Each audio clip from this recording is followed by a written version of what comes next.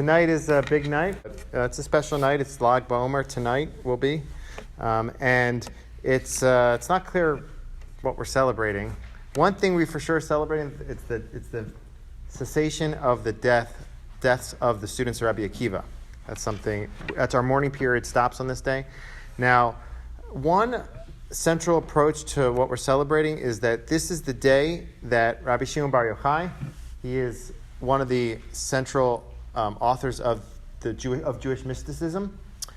Either he died on this day or he became a rabbi on this day. It's not clear. But something happened, and he was able to, his Torah was able to spread on this day. When he passed away, people started learning it, or when he became a rabbi, his Torah started to become disseminated. So this is a special day in that sense. So I want to share with you why I think the Kabbalah is important for us today. A few sides to that.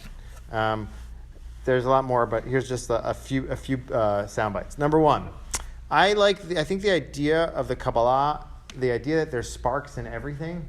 I think that's a powerful idea, and I think it could be helpful for us today.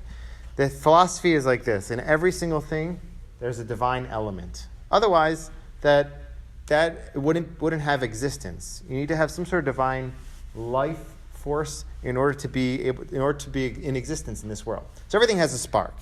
Now, this can be an important philosophy in the sense that it can help us learn to look at other people in a positive way. Always look for the divine spark in the other person. See some sort of good aspect to them. See some good intentions. See some sort of good in them based on this theory of the sparks.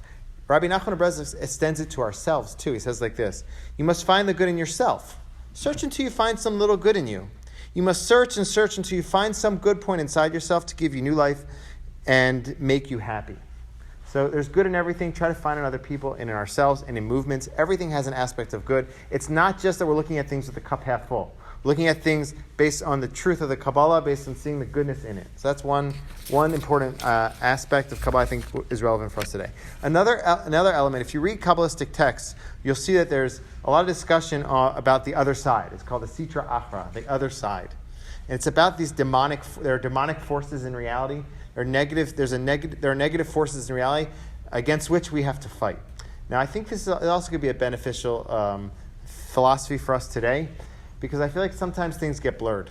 Our enemies become our friends, and our friends become our enemies. We have to know what's wrong, what's bad, and fight evil. I feel like sometimes in our culture, things get really mixed up and blurred. That's why I think the Kabbalah is powerful in the sense that it has clarity. There is good and there is bad, and against the bad, we have to fight. So I think that's a powerful idea too. I think we forget about that sometimes. One final thing is the Kabbalah is really big on rectifying not just our own personal lives, not just the lives of those around us, but the whole world, the whole universe. So the Kabbalists talk about a fourth prayer. We have Shacharit, Mincha, Mariv. There's a fourth prayer. And so just like in the day there are two, morning prayer, Shacharit, and Mincha, in the night there's Arvit, and there's Tikkun Chatzot. And that's a prayer that Kabbalists and mystics say at midnight and on until the morning. It's a special prayer for the universe, for the world. And so in addition to them thinking about the nation, what you pray about in the Shemona Esrei, they're also worried about bigger things, about the whole cosmos. They want everything to be elevated and rectified. And so I think that's also going to be a beneficial approach. If you go through the texts, there's a lot of discussion about this, how to elevate the worlds, how to fix the worlds, how to make everything around us elevated. So I think that could be an important piece too, in the sense that sometimes we get focused really on ourselves and our own lives, and this could be a contribution from the Kabbalah. A last piece is just that Kabbalah always likes to look at things on the deeper level. I think today, a lot of times we're caught up, there's tweets, video games, sound bites, music, without depth, comic movies, all these things. I'm not saying comic movies are entertaining, but sometimes our culture can become very superficial, and the Kabbalah really, really, really pushes you to always go a step deeper, take it another level, see what's beneath the surface, and always keep searching for another layer behind things. So I think all those contributions of the Kabbalah, I think, would be beneficial for us today.